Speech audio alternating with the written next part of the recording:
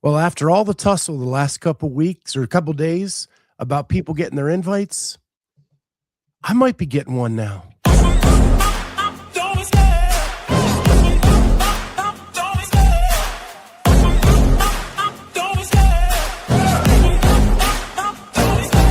Love the chase and the hunt, and I set the pace when I'm running. I always take what I want and I always give it 100. Don't need a bank, no I'm funded. Play the game like it's nothing. I'm always thankful for something. Don't take for granted, stay humble. Now wake up, it's time to look at the enemy. Look in the mirror if he is no friend to me. It's not working out, maybe it's the chemistry. It's time to break up so I can make a better me.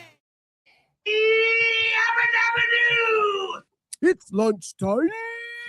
What is going on, everybody? Welcome to Lunch with the Clydesdale. It is a Wednesday. We are halfway through the week. Getting stronger and stronger every day. And feeling pretty good. Last night, I caught up on 2 Glitton's podcasts. I watched the Savon podcast with them. Very informational about what's going on in the drama and all of that kind of stuff.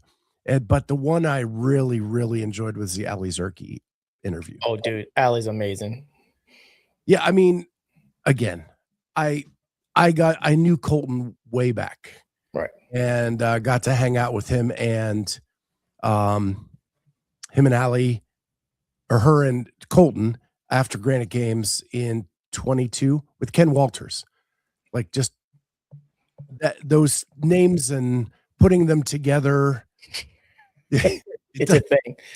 It's like this weird psychedelic trip. 100%. Ken Walters, Ali Zerke, Colton Mertens, and Scott Schweitzer walked into a bar. Just go ahead and let that wash over you for a little bit.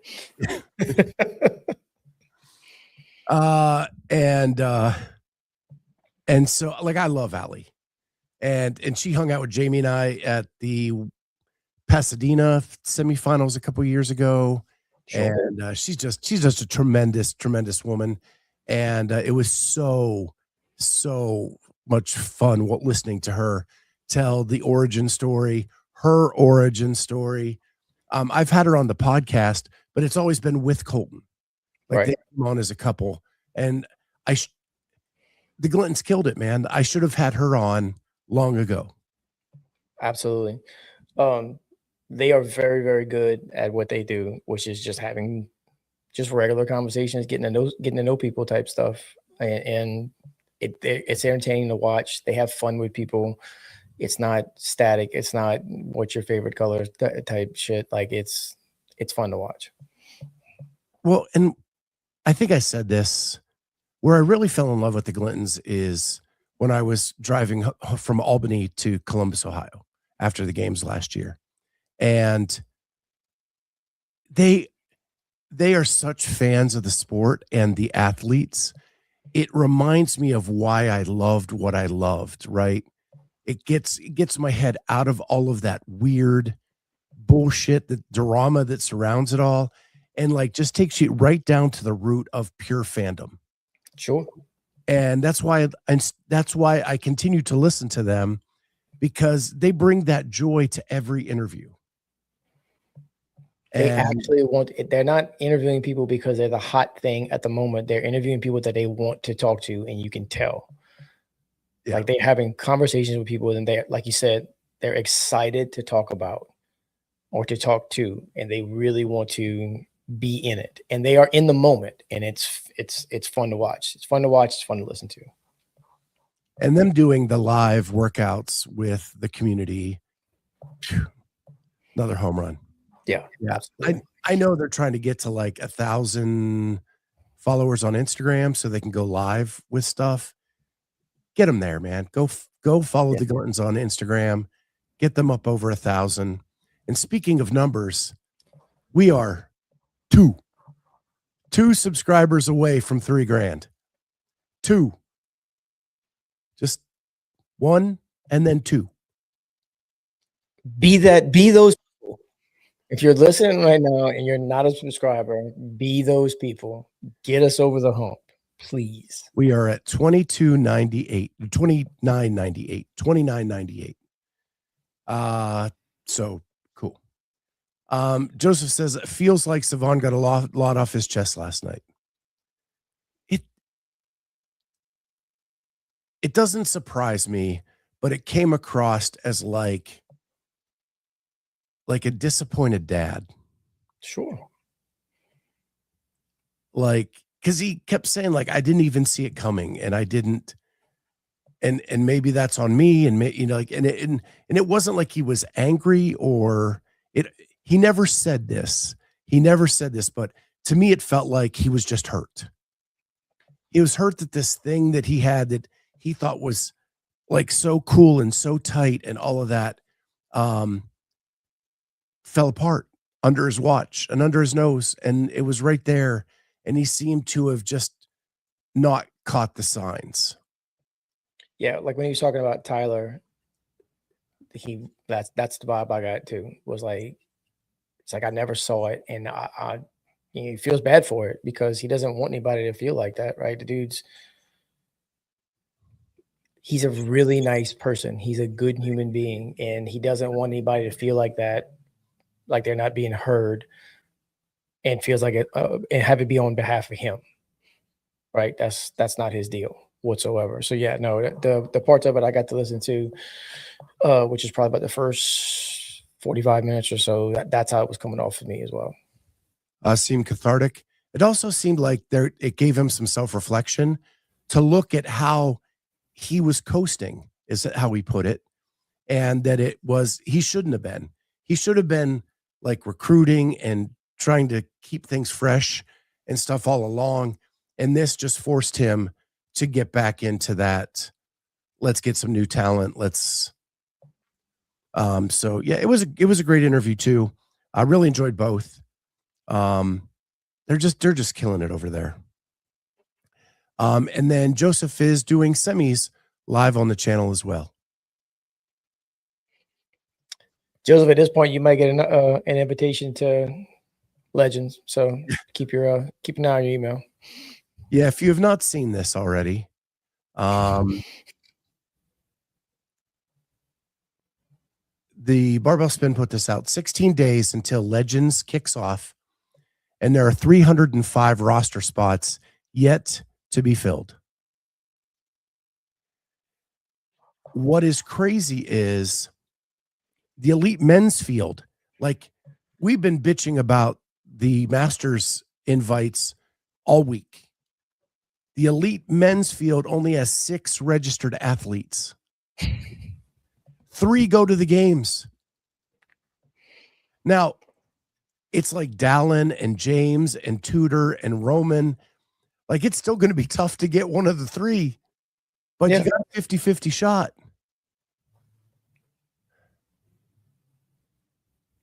So,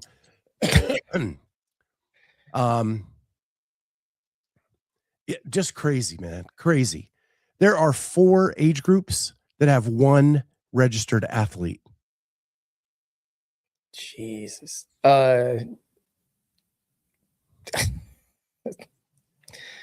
So I made a comment. So if you didn't catch it yesterday, my little mini riff got clipped by Jenny, put out on Dense Updates.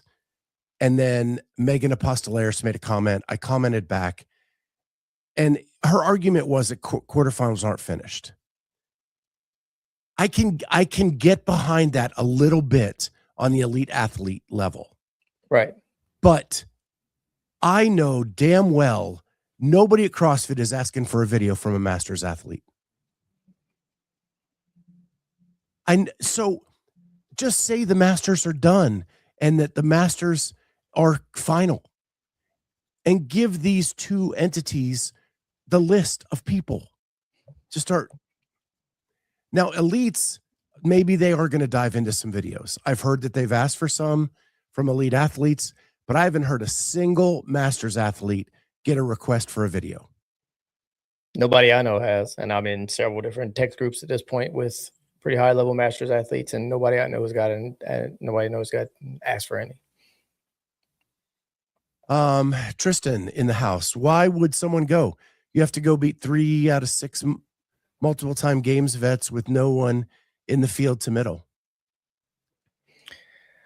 I get that argument, Tristan. That's one division. Yeah, I understand that argument, but at the same time, why wouldn't you go? It's valuable on the field experience versus games, athletes that you're trying to be one of. So yeah, I get it's expensive. Believe me, even Birmingham is not cheap. Believe it or not, we just booked our Airbnb last night. So I understand that, but like, I gotta be top 2 to be able to get to punch a ticket, and I'm still going because I want the experience. I want to go against the as high level people as I possibly can every single time. Here's my argument back to him as well is if you're an elite athlete and you want to be an elite athlete, you have to go up against elite competition. Correct. To go there, I can see that for maybe if you're 6, 7, and 8 in the field. But if you're 13, 16, 22, and you get an opportunity to go up against the best and see where you stand, damn well you should be getting there. These opportunities don't come around every day anymore. All the off-season shit is it by invite. Yeah. Like if I'm Colton, like, yeah, you want to pick your shots, right? Because you don't want to go to every single big event. But if you're Colton's probably a bad example when it comes to that because he would go to every single event. True.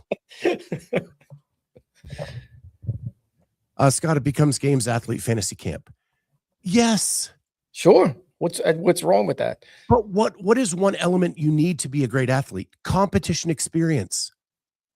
High level competition experience. Corey has been telling you guys for a year that his goal was to get to an in-person semi, to go up against the best, to have that in-person experience, to make him a better athlete. I don't get that from going to my local comps around here. I just don't. David Johnson lives nowhere near me. Not often I get a chance to take the floor against him. I mean, period. This is what Carolyn nails it. This is exactly what I'm saying. If you're an elite athlete and you're close to qualifying, you'll be picky on which one. If you know you aren't qualifying, pick a semifinal to have the experience and say you competed against the elite athletes. And you'll be better for it in years to come. Yep. Well said, Carolyn. To be the best, you have to beat the best. Or at least run with them. Look at that picture of Larry. Damn. That's a sexy man right there. That's a whole lot of dude.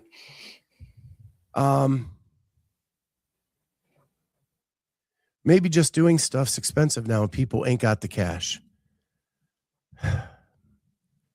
It's always been expensive. When you get into this sport, you know things are expensive. If you want to be an elite athlete at some point in your career, you know you're going to have to pay some money. We're not talking about Jimmy Smith over here at CrossFit Polaris who comes in at the 6 a.m. class. We're talking about people who have registered for these things, done the quarterfinals, and done very well to get to and try to get to a place where they are an elite athlete. And yes, 305 spots is a whole lot when you look at the entirety of the competition, right? It's not just elites, it's all of the masters divisions that are going as well, that they are looking to invite.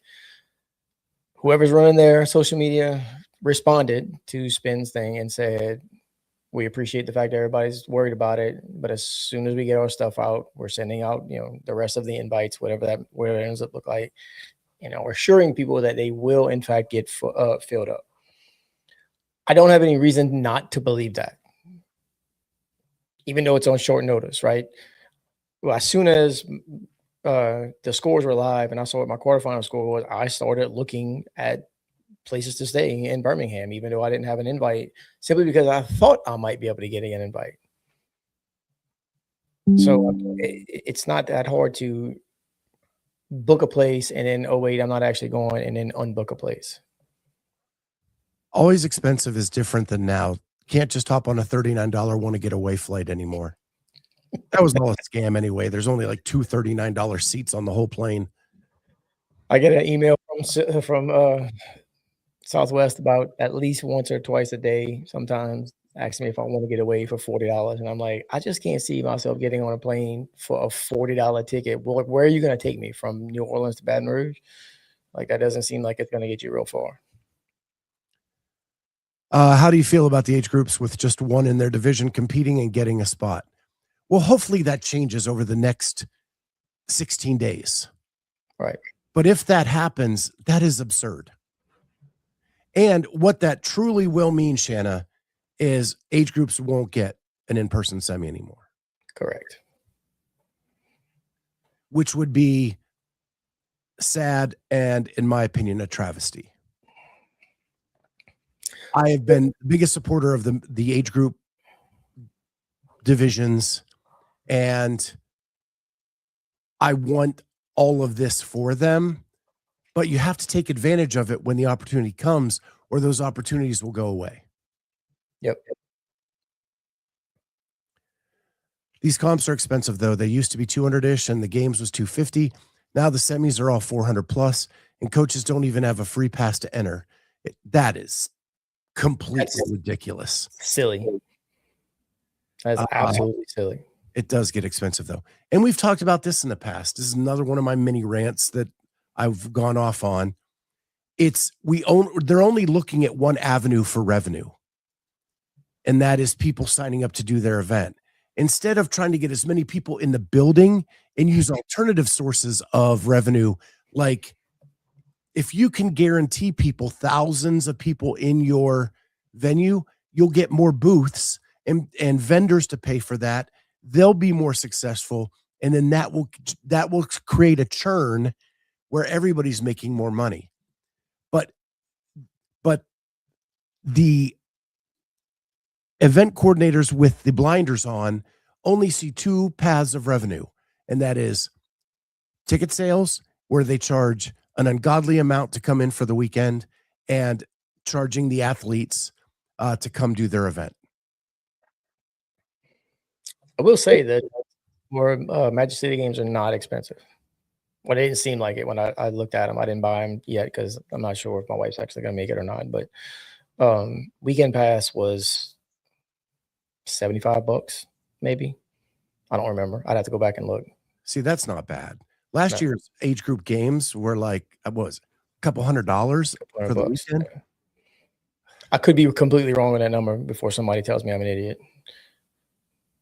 I looked at it briefly whenever I signed my stuff up, and I just didn't buy any because I don't actually know if she's going to be able to make it or not.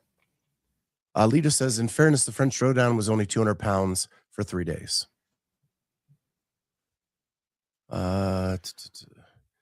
This started happening in bodybuilding and Olympic lifting, and then those events wouldn't actually be qualified to send someone further, need a minimum number in the field.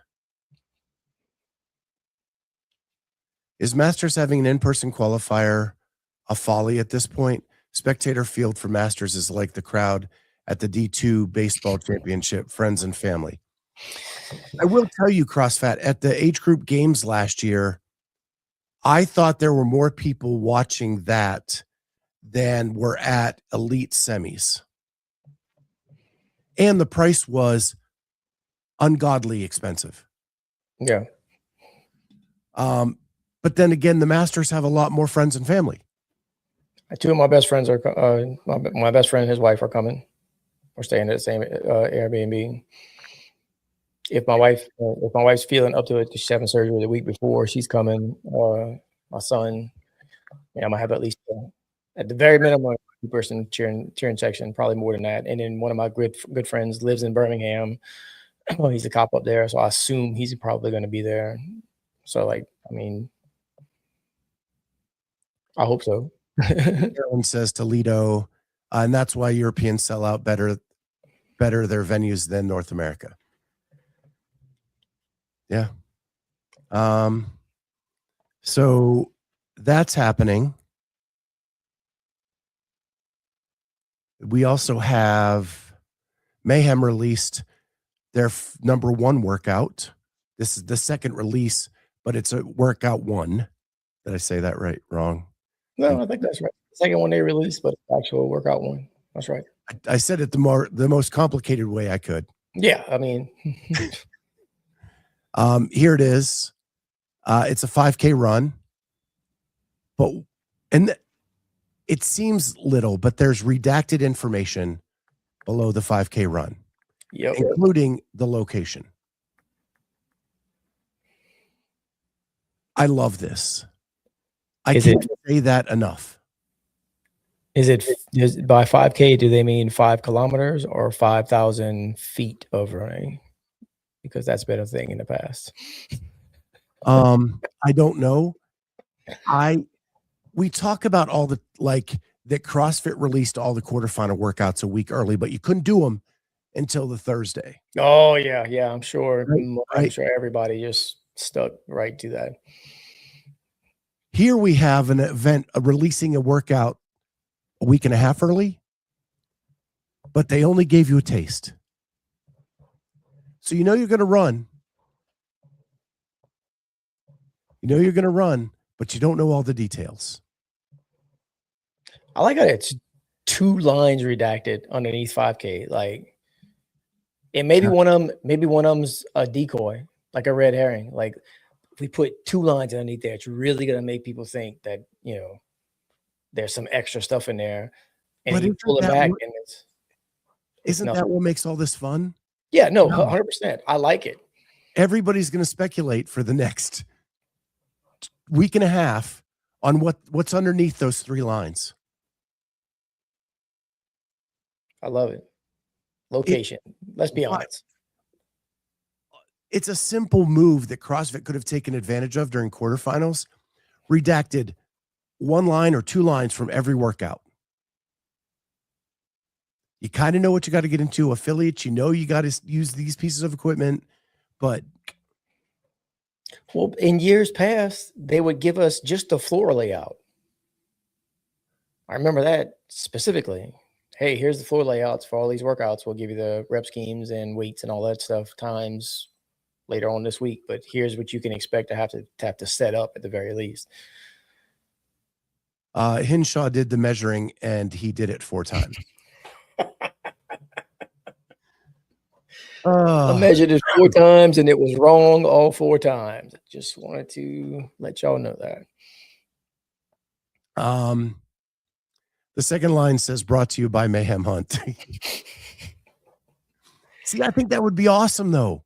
Yeah. That would be awesome. It would be nice if events would stop releasing workouts early enough for people to do them multiple times. I like this. I don't just like this, David Johnson. I love this. Yeah, I agree. I absolutely agree. I hope those laser guns aren't involved. I hope they are involved. Let's bring that back. Accuracy. Pew, pew, pew.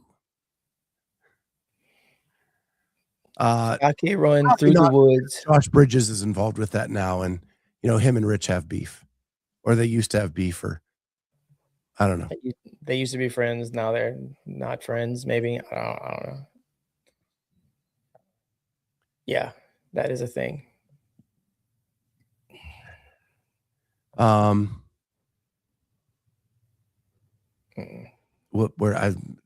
you guys are chatting so fast. Wait, yeah. Magic City is releasing their workouts 8 days before the comp, but they could do this trick. They could do this trick with those workouts. 8 days is a long time. It is. 5K and bow targets like biathlon Olympics. That would be awesome. And you only get so much time at each station. So like when you get to where you got to shoot the bow, good luck. You got 30 seconds to get a shot off, and then you got to keep moving. I thought they used to have coffee. They did, but they couldn't agree on how to split the beans. As it turns out. bison chip toss after each kilometer.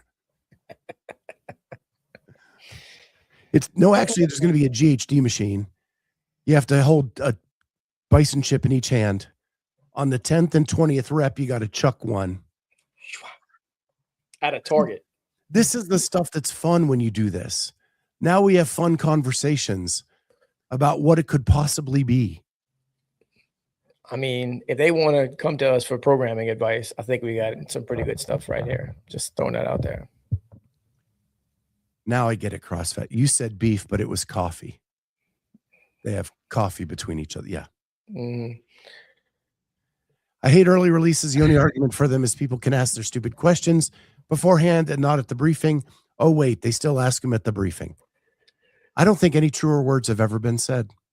If you have never experienced an online briefing before Legends or before Masters Fitness Collective, and just sitting there and listen to some of the ridiculous stuff that comes out of people's mouths, I highly recommend it. Holy smokes. Everybody's sitting there and they're just kind of going through stuff and whatnot. And then any questions, and anytime somebody says any questions, I just kind of sit back because I know like some nonsense is fixing to come out.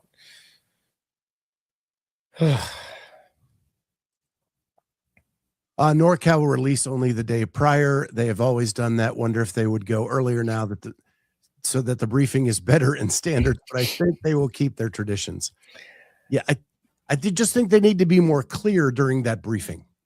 Yeah, I don't think Blair and them are changing much when it comes to that kind of stuff. They do what they do, and people look at them sideways and they go, "Yep, this is what we're doing. We are still doing that." And good on them. Like, stick to your guns, man. Like it's people are still going to your events. People are still participating in your events, despite the ridiculous amount of stuff that y'all do sometimes. So I have much respect for that.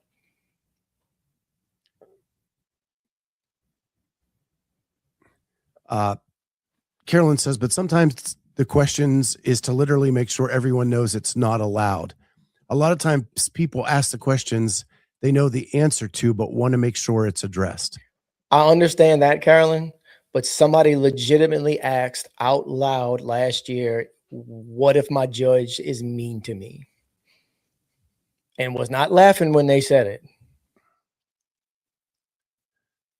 They weren't like, well, what if my judge is mean to me? No, that was a legitimate question. I was texting back and forth with a friend of mine while we were in it, and I was like, what is happening right now? AI says, I have a question. Do I have to run the entire 5K? Yeah, exactly. Vicky says people are soft. Joe said, I've never had that happen before with he was stunned by the asking of it. And he just kind of went, I've never had that happen before, but if it does, let me know and I'll address it. And like he said, address it like it was a question but somebody legitimately asked it. Like that's a thing that happened.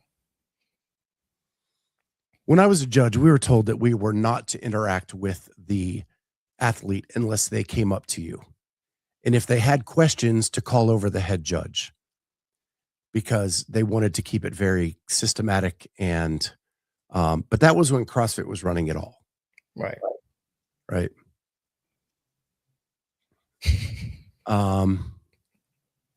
Can I bring wheelie shoes for the 5K? I hope you do, Carolyn. And I cannot wait to see the video.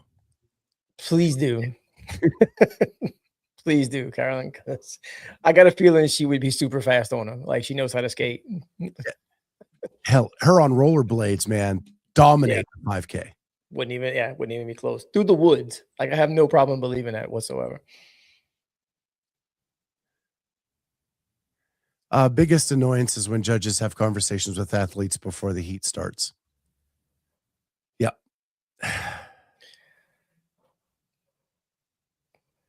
I'd love for you to have Dave Hardy on one day and let him tell stories, but I bet he's got some good ones.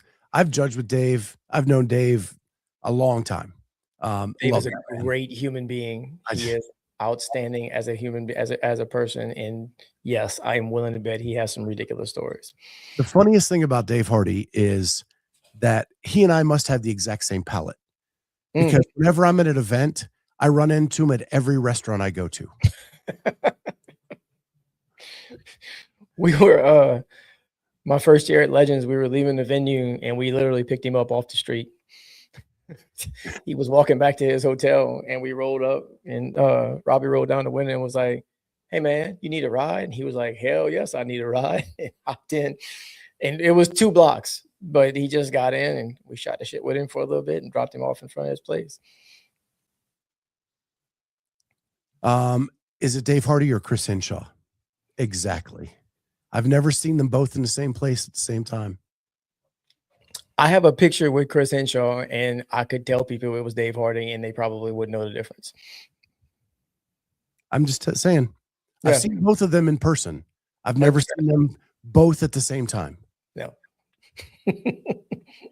To be fair, if you talk to Dave Hardy, he does not tell you about Zone 2 and VO2 Max and all that kind of stuff. That's not really his bag. No. But he's a hell of an athlete. CrossFit Games athlete, now High Rocks champion. Yeah. Was head judging at Fitness of the Coast with his cane after his surgery, which was fantastic. He's got artificial parts everywhere. And the guy, he's much older than he looks. Yeah. Like he looks 20 years younger than he is. Which is insane. So, what else do we got? I saw some comments about Xenom. If you didn't see the post from Wilson Pock and the Xenom crew, talking about what they want the event to be, I shared it to my story today. It's really, really awesome. I saw it, but I said like actually listen to it. Yeah, so they just talk about how they want it to be a world-class event. They want you to walk through the doors and feel like it's a world-class event. He quotes how much poundage of steel is going to be put inside the arena. All the stuff, like the nerdy stuff that gets CrossFitters excited, but it was actually addressed to CrossFitters, people who do CrossFit. Yeah. The strongest nerds I know are the people I work out with. Dave uses the wheelie measure stick from Harbor Freight. Oh, that's because CrossFit said, "Can Dave count 5,000 meters though?" Yeah. He can. It's just that his wheelie pops wheelies, and it misses, or it spins extra off the ramp. We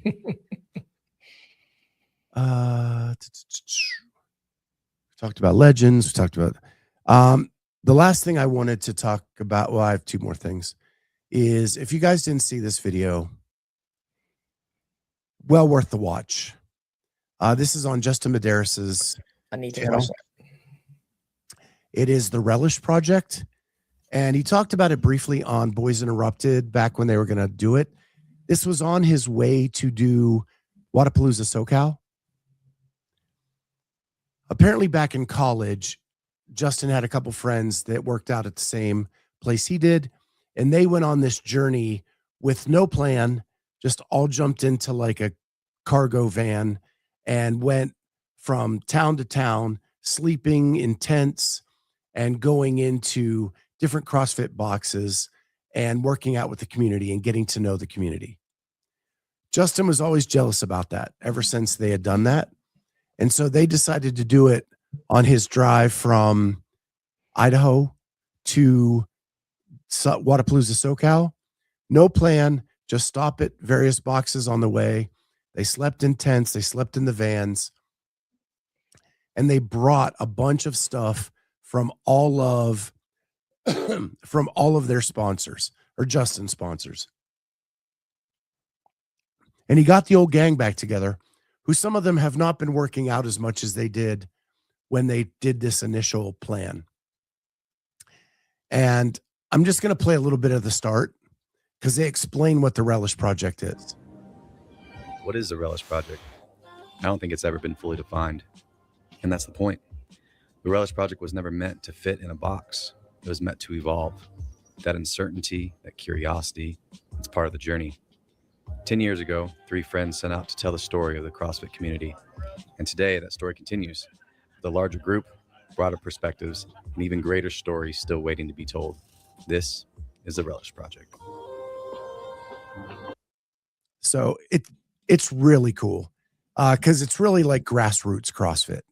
It's just dropping into box after box, sticking around, hanging out with the community, handing out free shoes, free shirts, free shorts from Justin sponsors.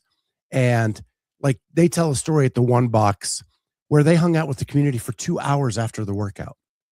Damn. And how they don't think typically that happens at the box, that they hang out that long. He does think they hang out for a little bit of time after the workout, but 2 hours was a lot. But they hung out and ate and drank and did all the stuff with the community. And it's just like box after box after box having those experiences. And it's only like a 30-minute video, but it's really a great idea. And I hope that this is something that expands and blows up and more people take it on in the name of the Relish Project. Because when I first got into CrossFit, like if we had one of my friends that would get married, our bachelor party was on a Saturday, we would drop into like 3 boxes. Oh, I like that. Bang, bang, and do a workout at each one, and then come back to the home gym, do like a max out, and then grill and drink beer and do whatever for the rest of the day. And then like the wives and everybody would come hang out with us for the evening. But that's how we would celebrate bachelor parties. And it reminded me so much of that and the grassroots piece of that, and getting together with my best friends and hanging out for the day. I like it. And this is just puts it under a road trip, right? Let's just hop in the van and go. I have been wanting to do something along those lines. Like every time we go somewhere, and it's more prevalent now, but like I am looking for where I'm going to go work out. That's a non-negotiable, right?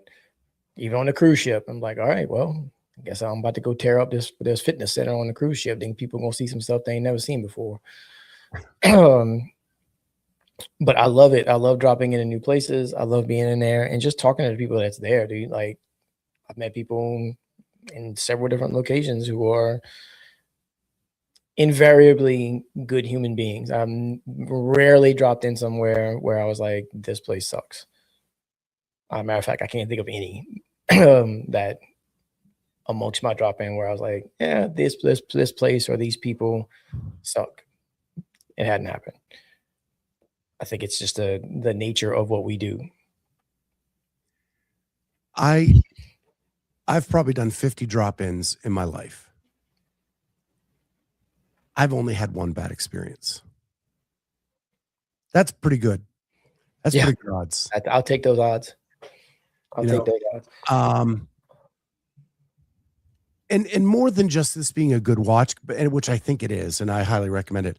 I think it's a cool concept that others can take on and do with their buddies. And I think it would be a blast. Yeah. So if you haven't checked it out, check it out. And if you ever decide to do something like this, let us know, man. It'd be fun, man. It'd be cool, like down the road a little bit, if like we did like a Clydesdale version of this, and whatever listeners wanted to join us, we would just bang, bang, bang, go. That's fantastic. Larry Young, same. I look at the gym before I book, even though I don't work out hard like you, Corey. I still try to do something.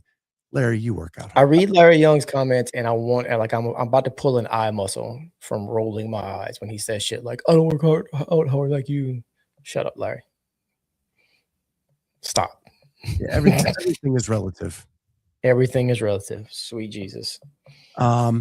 Speaking of working out hard and Larry, we announced yesterday that we're doing for Rob Orlando max out deadlift this week.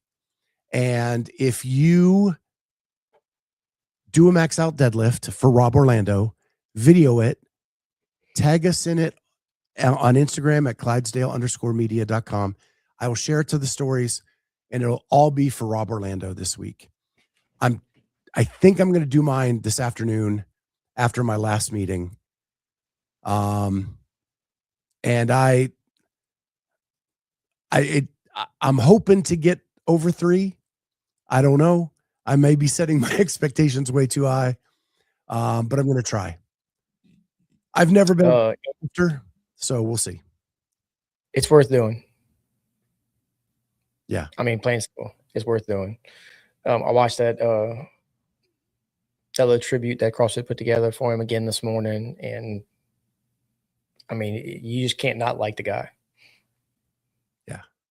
He was so charismatic, and he just was a good dude. Larry says, I'll win that one. There you go. We're giving you your shot, Larry. We're giving you your shot. Max out deadlift. Do it for Rob Orlando. Robbo. Carolyn says, nice to see CrossFit. We'll interview Lauren Weeks from High Rocks. She's been doing CrossFit for so long.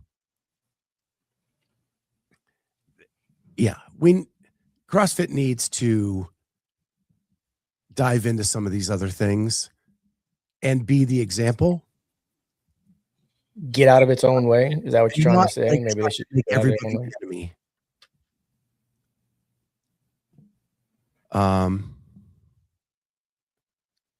Hybrid folks rob some royalties.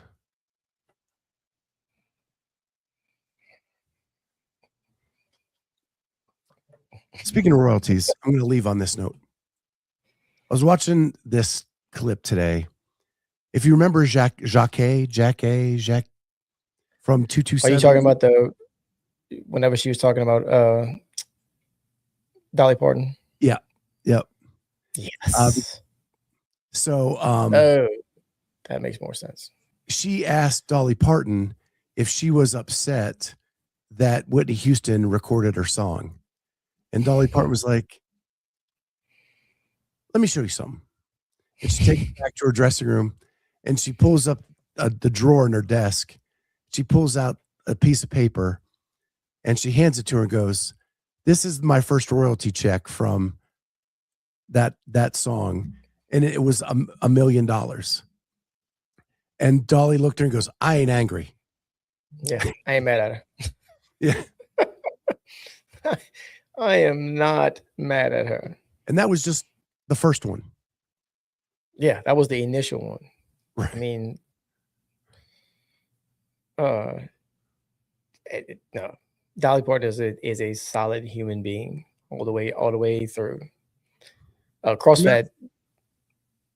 Go ahead. CrossFit clarified what he was trying to say. They owe Rob royalties.